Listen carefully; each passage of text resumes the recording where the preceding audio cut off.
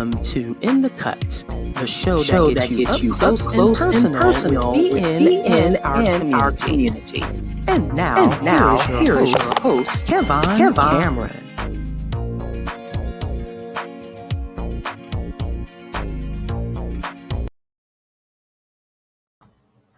Good afternoon. Welcome to In the Cut, the show that gets you up close and personal with our community happenings and everything going on with BN. I'm your host, Kevon Cameron. I am the lead organizer for BlackNonbelievers of New York. This show is a production of BlackNonbelievers, which is a 501c3 nonprofit organization headquartered in the Atlanta area. We connect with others, with Blacks and others who are living free of religion and might otherwise be shunned by family and friends by providing a caring, friendly, informative community. Instead of accepting dogma, we determine truth and morality through reason and evidence. The mission, of course, of Black Nonbelievers is to provide secular fellowship, nurture and support non-believers in coming out, encourage pride in non-religious identities, to educate the public on the history and current state of non-belief in the Black community, and of course, to organize for charitable causes. BN welcomes all, regardless of age, gender identity, sexual identity, national origin, or racial identity. However, our content and our work prioritizes Black non-religious voices. I would like to welcome our host, the founder and president of our co-host, the founder and president of Black Nonbelievers, Mandisa Thomas. Good afternoon, everyone. Thank you, Kevon, for that wonderful introduction. I hope everyone's weekend is off to a decent start. Kevon, how has everything been going on in your world? It's great. For once, I have no complaints. For once, that's interesting. How have you been doing? You had a little COVID scare, COVID incident. Yes, I did. I guess it was my turn to catch COVID recently, but thankfully I am vaccinated and twice boosted, so it did not take long to get past it. So I'm very, very happy about that. And I'm also excited because now BN is in our summer fundraising season. And we are hoping this is the time of year where we do a push for support for our organization. As you know, we are a 501c3 nonprofit, and we depend on donations to continue our work. And so this is the time where we are doing a blitz for people to support. And I'm happy to say so far that we received a tremendous amount of support in the past 24 hours, and I'm very, very happy about that. We hope that will continue so that we can continue wonderful programming like this, as well as the other things that we do. Also, I'm very excited about the new billboard and ad campaign for the Freedom from Religion Foundation.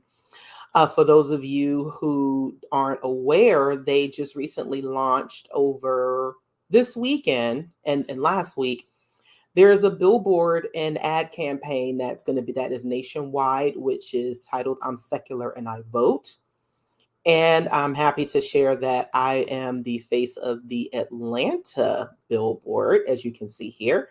This is at the corner of Cortlandt Street and John Wesley Dobbs Avenue.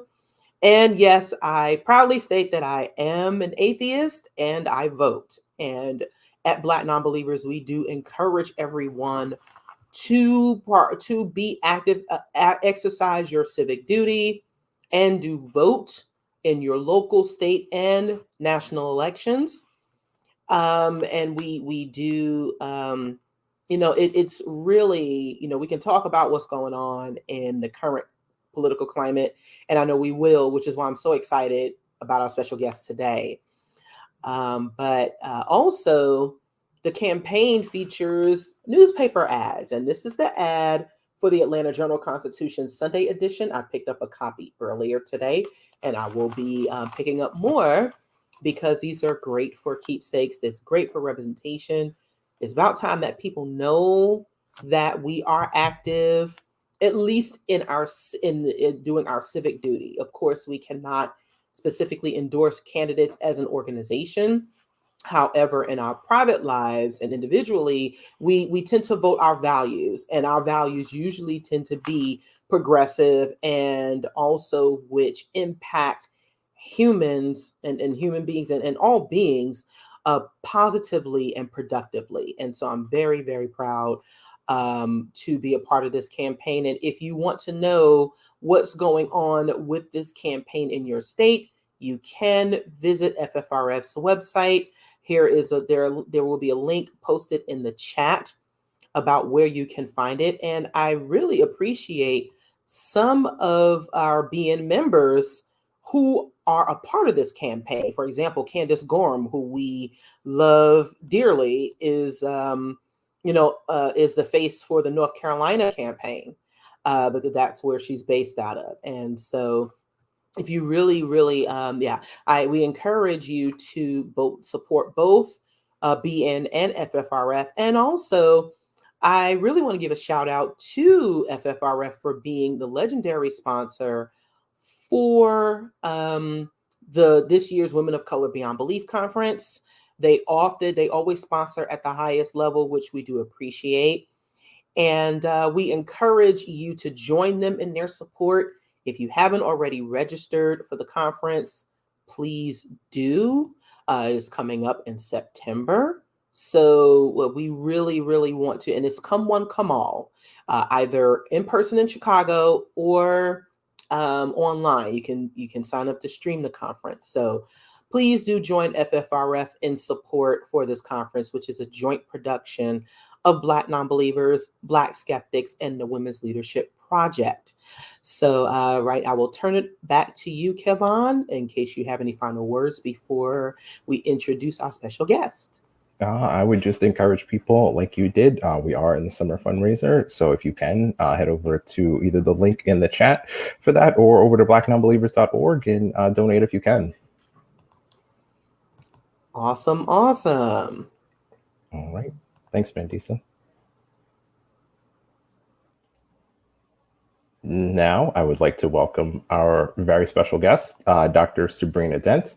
Sabrina E. Dent is a native of Petersburg, Virginia, is the president of the Center for Faith, Justice, and Reconciliation.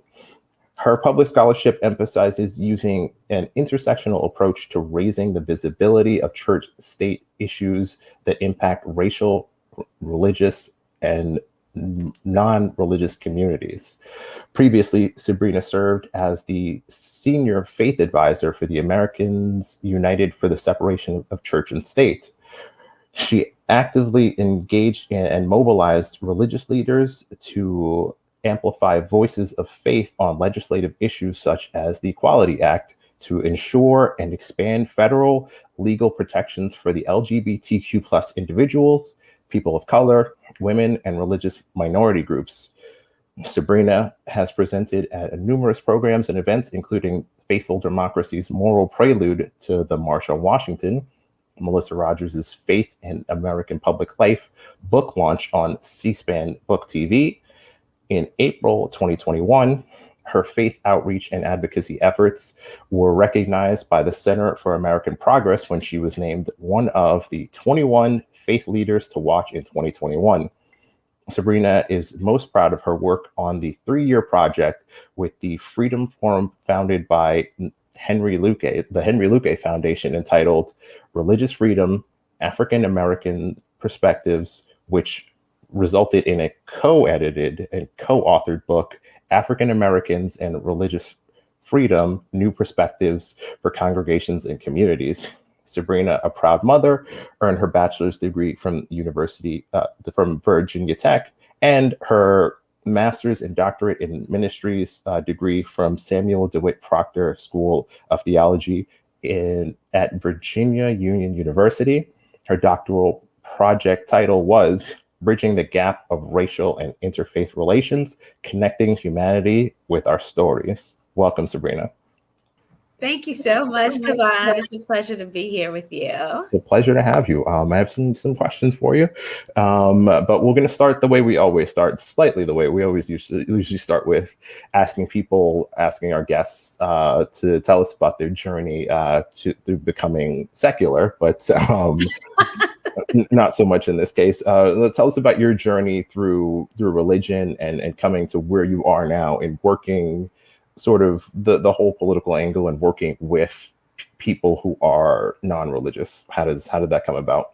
Oh, absolutely. So, just to tell you a little bit more about myself, and one of the things that you mentioned in my bio that I'm always proud to share is that I'm a native of Petersburg, Virginia. So, I'm the daughter of college sweethearts. My parents, Larry and Thurdale Dent, went to Norfolk State University, so at HBCU, and I grew up in the Pentecostal tradition.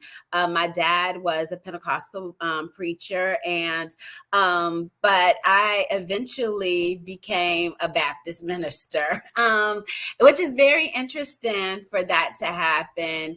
Not that people don't convert from being Pentecostal to a Baptist, but just because of some of the rhetoric that comes with that change from being Pentecostal to Baptist. So it's almost like sometimes you might not even be considered as, I would say, enough, right? In that particular religious tradition, at least from my personal experience. But I've had many people that I met along the way that helped shape my experiences and the narrative of what I do now. So one of those individuals was a friend that I met when I was living in New Jersey. His name is Sloan Lee, and he had an incredible impact on my life. He wasn't a person that I identified with any particular religious tradition. He didn't talk about God or anything. He talked about the universe, and he talked about aliens. And for me, that was it wasn't bizarre because growing up, my mom would watch Star Trek all the time, and she was a huge fan. And so we grew up with the idea of believing that there was life in other places. And so when I met Sloan and he had a different ideology and worldview, I learned to really just accept Sloan as a person, as another human being. And so in my own lived experiences, I still identified at that time as Baptist. And I was going through what people in many faith communities, or at least Christian faith communities, recognize as what they call the call to ministry. And so going through that process, I had to discern a lot of things about myself.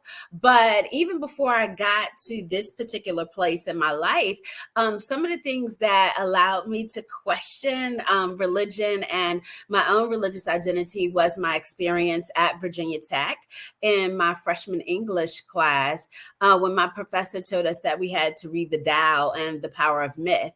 And I felt like for me personally, that was the first time that I had permission to look at something outside of the tradition that I grew up with. So take that experience of being introduced to this new way of thinking and reading materials, and this way of questioning, which was a part of also my grade too, that I had that experience, and then meeting someone like Sloan and many other people along the way. And so I like to share with people oftentimes when I'm speaking that my journey into who I am as a person has been very diverse and eclectic because, as I mentioned, I grew up Pentecostal. I was licensed as a Baptist minister, but at some point I was married to a Catholic, and I studied Scientology. And I don't mean just studied it by reading the books. I was actually actively taking Scientology classes. And eventually, I ended up in a Unity Church, which is a religious group that is very inclusive of many ideas and many worldviews. And for me, I found safety and a healing space in that as I was navigating some personal things in my life. And at that time, I also introduced my son to Buddhism. So we started going to Buddhist meditation. And so through this process of navigating this journey, I just decided that I'm simply Sabrina. I'm spiritual. I still hold on to certain beliefs about the universe and about the divine because they fit for my life.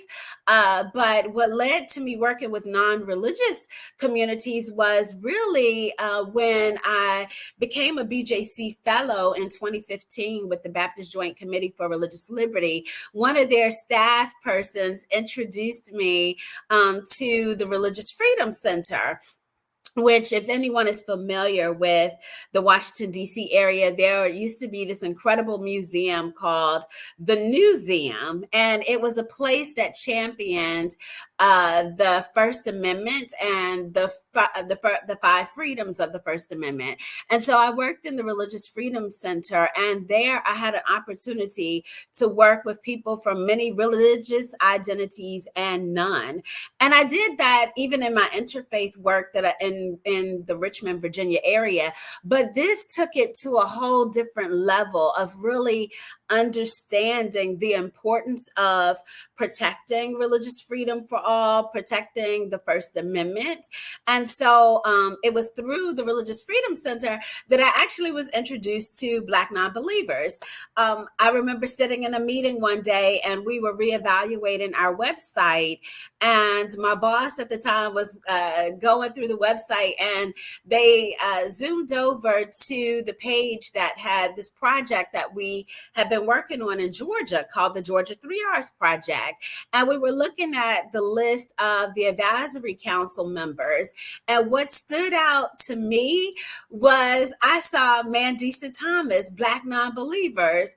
And immediately I thought to myself, wait a minute, why didn't anybody tell me that there was this Black non-religious organization that we were working with? And so I immediately reached out to Mandisa because there was a project, the African Americans and Religious Freedom Project, that I was working on.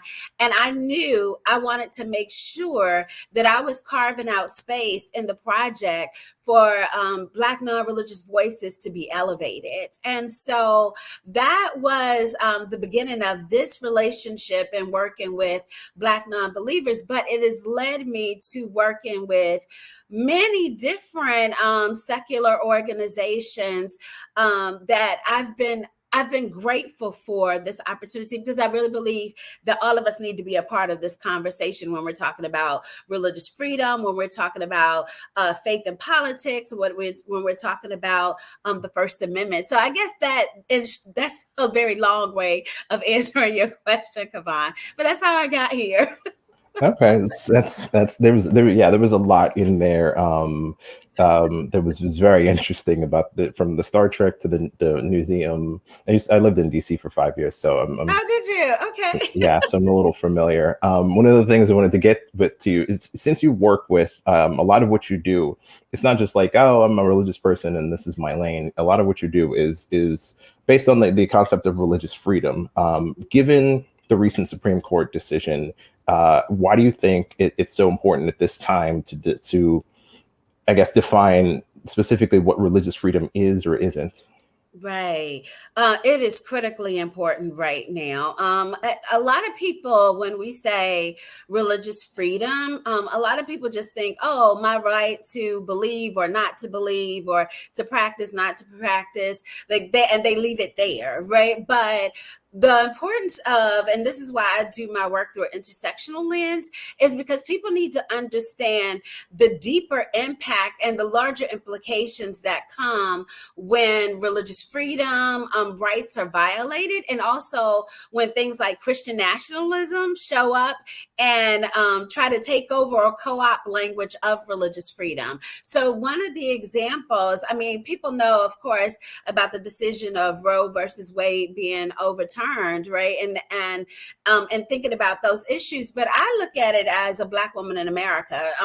As a Black woman in America, first of all, we know that there's a high maternal mortality rate for Black women, as well as infant mortality rate. So there have already been disparities as it pertains to healthcare in this country when we're talking about Black women and other people of color.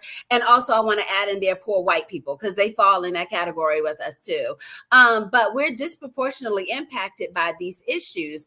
And so what happens is when you have an individual or a group to decide that their religious beliefs are going to be the ones that determine or dictate how one has access to care or decisions that they make concerning their own bodies, then that's where we also have what is this violation of religious freedom and the right for a person to live, to thrive, to be, to exist, and make decisions concerning their own lives. Because now you're telling me that I need to live my life according to the beliefs that you possess.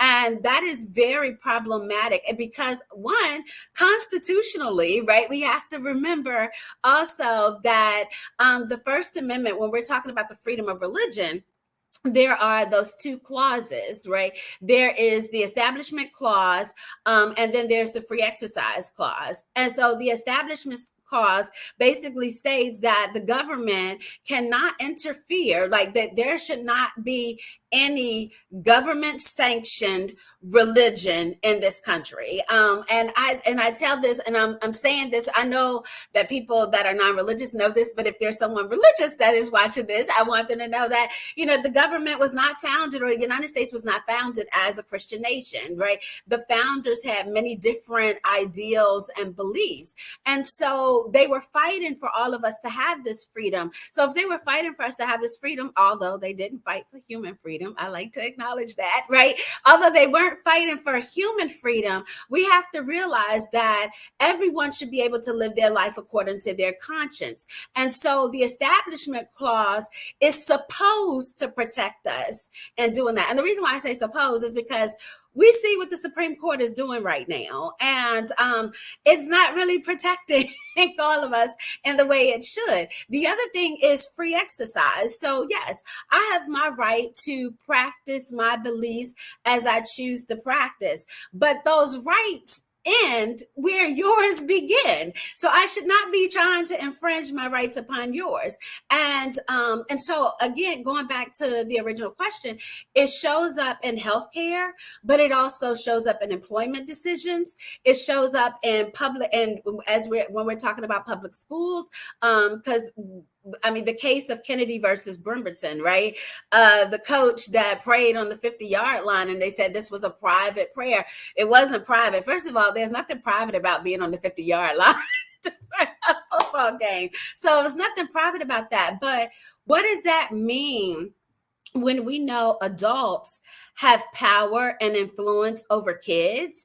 And so you have these children that are playing football, but they are being coerced or influenced by their coach in a way. And so I want to make this clear to people as well. People just like, oh, okay, it's a football coach. No, he gets paid by the state. He gets paid by the government. So he is a government agent, right? So again, this is crossing the boundaries of his rights, because when you're in that capacity as educator, your job is to educate and to teach and to be the coach, not to be their religious leader or try to guide their conscience in one way or another. So for me, it's a matter of people understanding how these things are intertwined and how they have impact.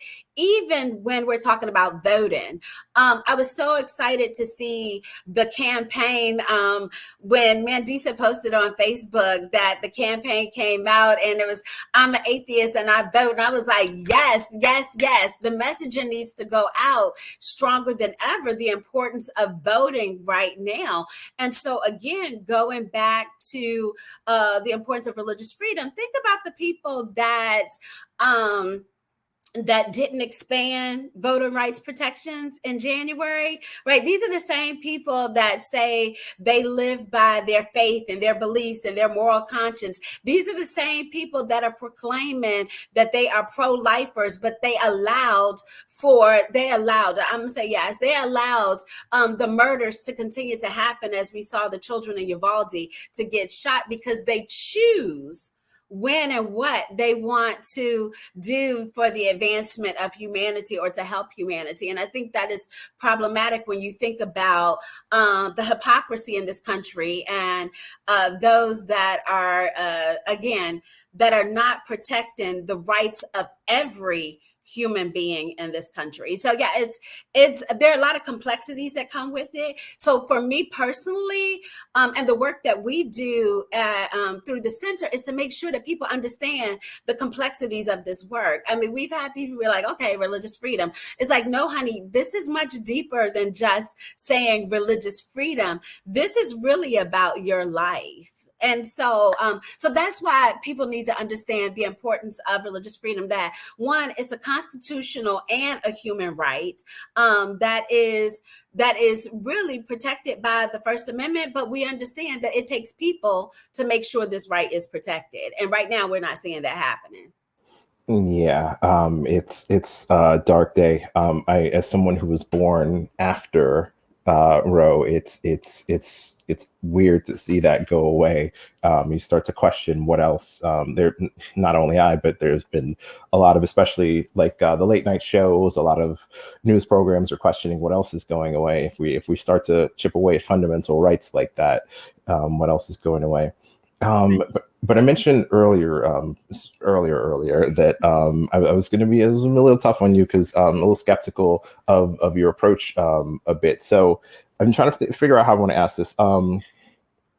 You're way more progressive than even I thought you'd be in your approach. What would you say? And I don't know if this is exactly devil's advocate, but what would you say to a religious person who says, listen, sure, religion is a personal thing. It's my own personal thing. But at the same time, religion is a system which is meant to inform all aspects of life. So as a religious person, how can I vote or exist in a society where I'm voting for candidates who are going, or voting for people who are going to enact laws that personally conflict with my beliefs? How do you see that? Because from there, we're asking them at a certain point. I'm wondering if we're asking them to have cognitive dissonance, because it's like, sure, it's better for them to be more secular, but from their perspective, their religion, yes, again, is supposed to be personal, but at the same time, from their perspective, they're supposed to vote and live and analyze everything, including voting, through a religious lens. So how can we expect them to be more progressive without it contradicting their beliefs? How do we square, yes, be religious, but also be secular? How do we square that? I mean, I feel like I'm an example of, I'm not religious, but I'm spiritual, right? And then I'm still very secular in my ideas and my beliefs. And because I really believe in human dignity. Human dignity is what I would say is my spiritual practice. It is about being concerned about humanity. And so one of the things that I would raise in that conversation with that individual is, as you were asking me the question, the first thing that came to mind is I think about, I'm in the state of Virginia, right? And so if anyone knows anything about the history of the state of Virginia, and we just recently, a few weeks ago, we celebrated Loving Day.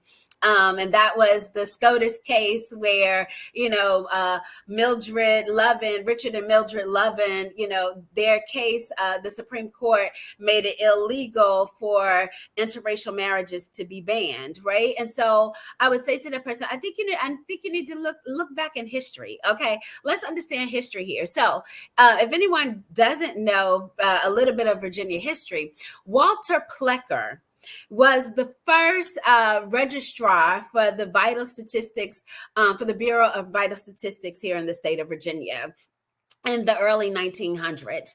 And here was a man that was a devout religious person. He was also the son of a Confederate soldier, and he was a racist. And he was the person that was responsible for the implementation of the one drop rule. He was the one that also was responsible for the Racial Integrity Act of 1924, which made it illegal for Richard and Mildred Loving to be married. And if you read the Racial Integrity Act of 1924, it states there are lots of codes in there that make it illegal for a person that if they say that they identified as white and they found out that they had one drop of blood, that they could go to jail and then they had to pay fines. So here's the thing that I would say, okay, this man also believed that God destroyed Sodom and Gomorrah because of race mixing. So how well did his religious beliefs work towards the advancement of people of color or even white people in this country, right? Because again, I'm thinking about the Mildred and Richard Loving case, for them to love each other and to coexist. So for me, it's a matter of the people looking at what are the ideologies and beliefs that this person hold that cause moral injury or harm to me and my community, that causes injury or harm to people that I say I love. How will this disenfranchise my community? And then I think that people would be more apt to make a different decision. One of the things I want to add to that is, and thinking about the Maine versus Mendoza case, that it was determined that the state of Maine has to pay or at least allow funds from their school district to then go to private religious education. And people were like, okay, that's one school. And I'm like, no. Let's think about it in a different way, right? The way I see it is, yes, that happened in the state of Maine. I don't know all the issues around that particular school district. I don't know how large their school budget is. But what I do know is this. I know that I'm from Petersburg, Virginia. And I know that I come from a predominantly African-American community where the majority of households are female single-led households. I know that the majority of my community also are not do not have advanced degrees. Most have high school diplomas. Most of the people a good number of people depend on either Medicaid or Medicare, right? And so when I think about, and I know that the school district does not have a large budget. So when you have the Supreme Court to make a decision to say that funding from public schools can then again go to private religious education, when I know that there are already economic disparities in the city of Petersburg, that leaves room for concern for me to know that there's a possibility that funding from the local school budget could then go to a private religious institution. And that takes away from the public school children that serves everyone. And so again, I think that people need to look at these issues through a different lens, not just, oh, I'm Christian and I believe this particular thing. And I'm just saying Christian because that's the community from which I came, right? People might say, I'm Christian and so I believe this. Well, what about all these other issues? And I raise that even when I'm talking about LGBTQ rights. One of the things that I appreciate is my exposure through BlackNonbelievers to many different organizations, such as the American Atheists and other groups that have done surveys around the experiences of non-religious communities. So, Kevon, when I do my work, and I'm thinking about the experiences of non-religious children that go to school and that are abused by their classmates or discriminated against by their classmates. I look at this through a different lens. I look at this through the lens of really saying, these are the people that I care about. These are the people that I want to support. And so my actions are going to dictate that. So when I'm talking to a person of faith, I want them to know, I want you to look at this a little differently.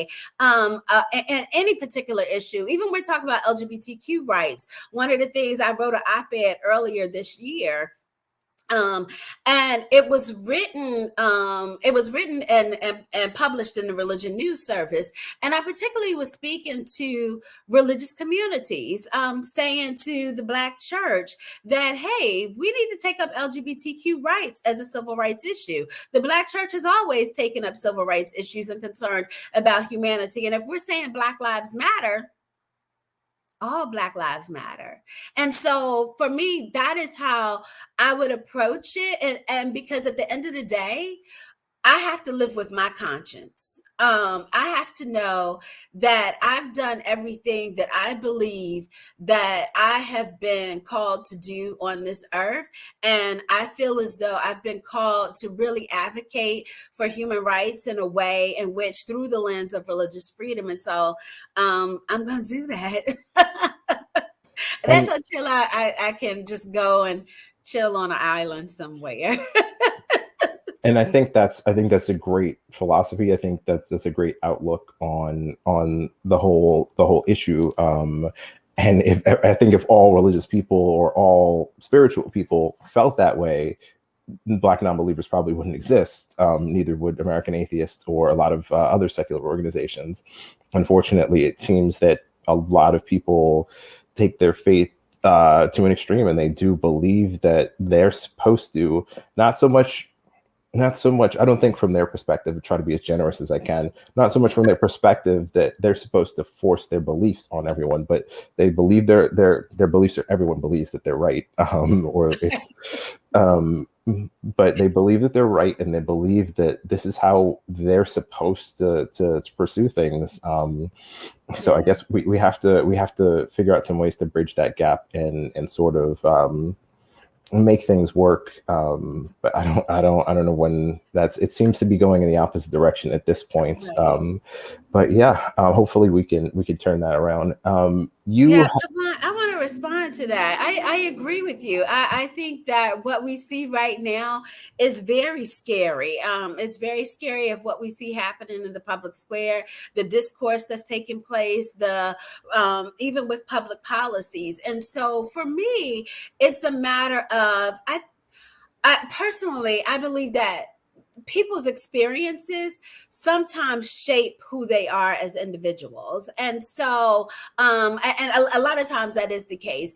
And so I would say this, I also have the beliefs that I have because I know also the moral injuries of religion. I know what it feels like to be a person of faith, to have someone say something to me that make me feel as though I'm not enough, right? And so I don't want anyone else to feel that way. I'm a mom of a 13-year-old son, and I do everything I can to help him understand the importance of respecting everyone's beliefs, respecting humanity, and respecting his personhood. And I know that for me, raising a Black boy in America, we have a lot that we have to navigate. But at the same time, I think that if people raise their kids to really respect other individuals and to respect where they are and what they believe, I've had negative responses even from strangers. I was in an Uber one time, and the funny thing is, it was the weirdest thing. I was in an Uber on my way to the Church of Scientology, not for practice, but to have a meeting, to talk to someone about interfaith collaboration. And the Uber driver almost felt like I needed to make a confession of faith to them of what I believed. And that was very problematic for me to have that experience, because it's like, that's none of your business what I believe. But at the end of the day, it's like, I hope you will respect my humanity enough to just respect me as an individual, to have whatever beliefs that I possess.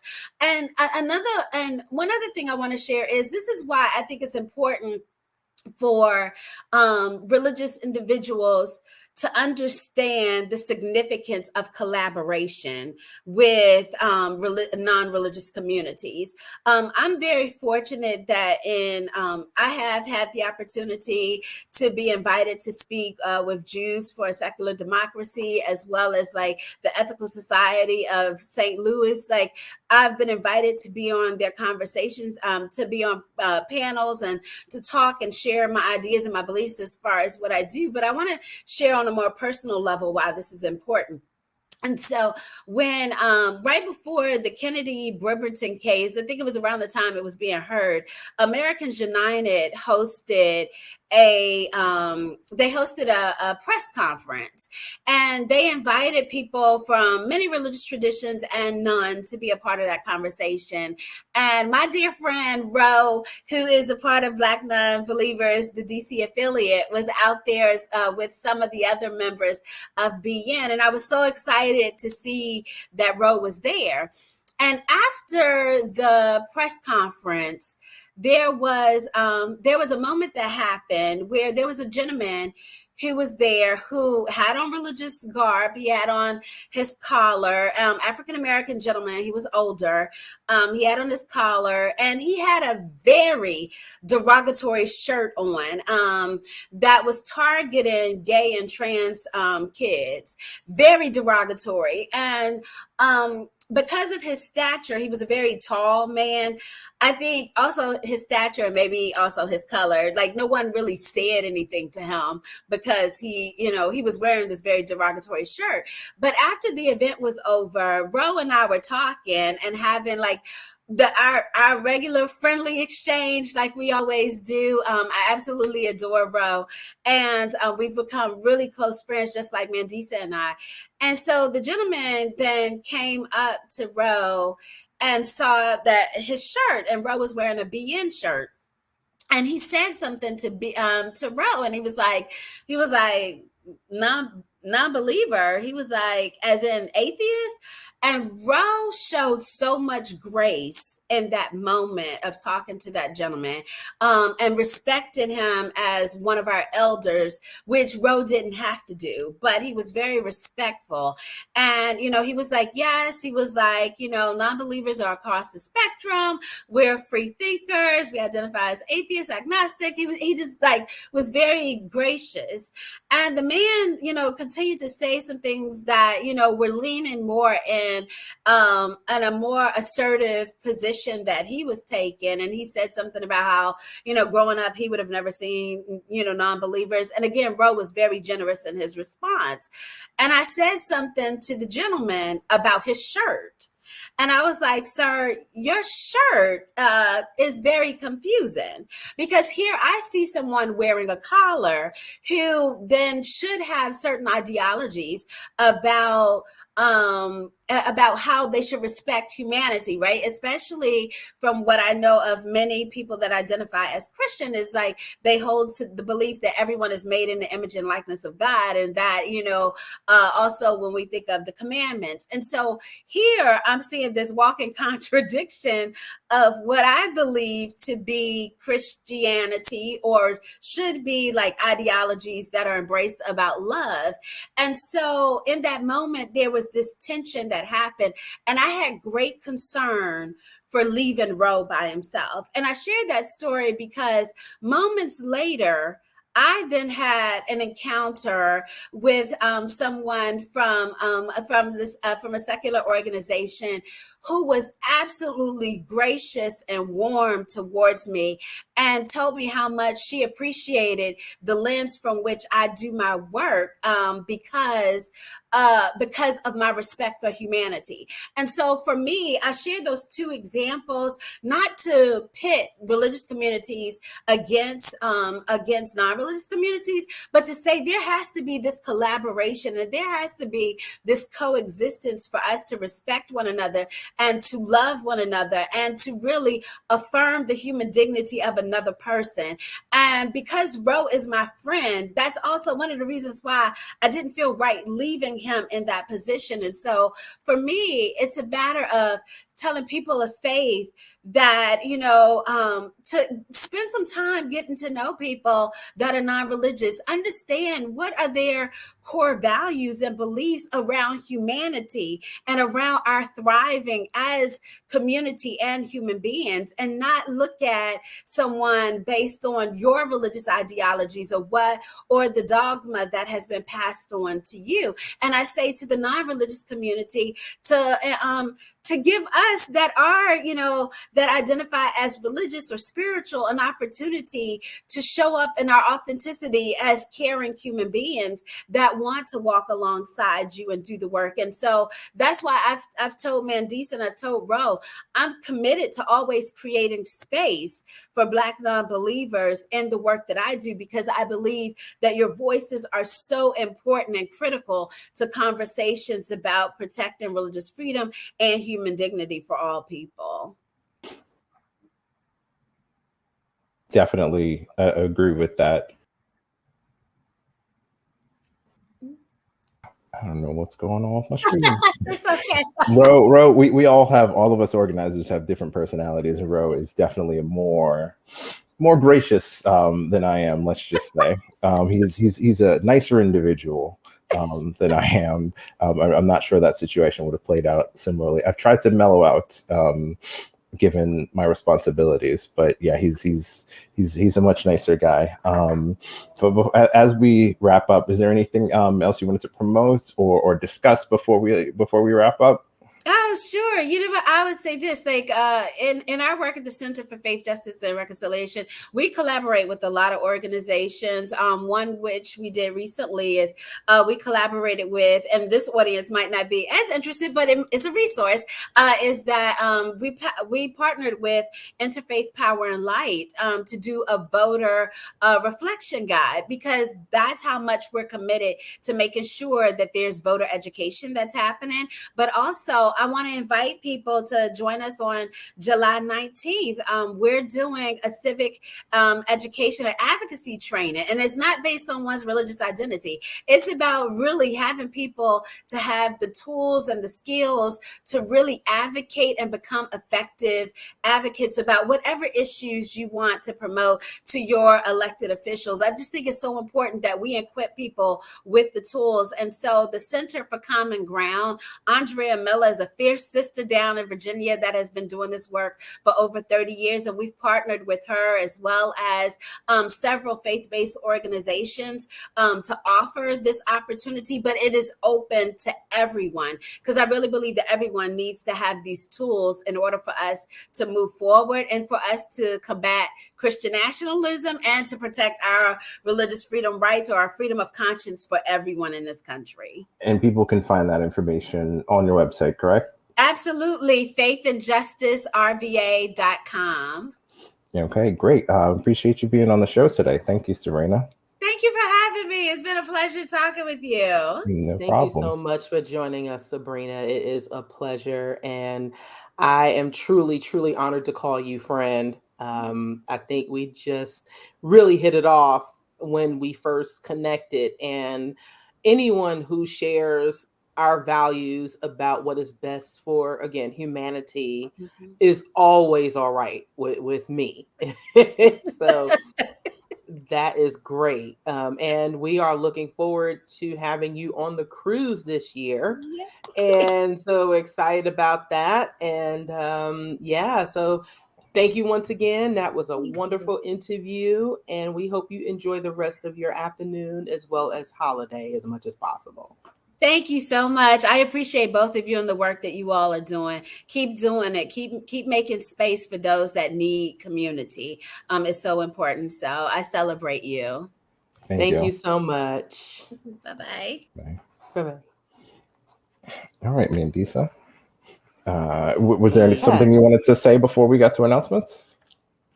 Nope. I think we said all that needed to be said. And I hope everyone has a decent holiday weekend, considering everything that is taking place.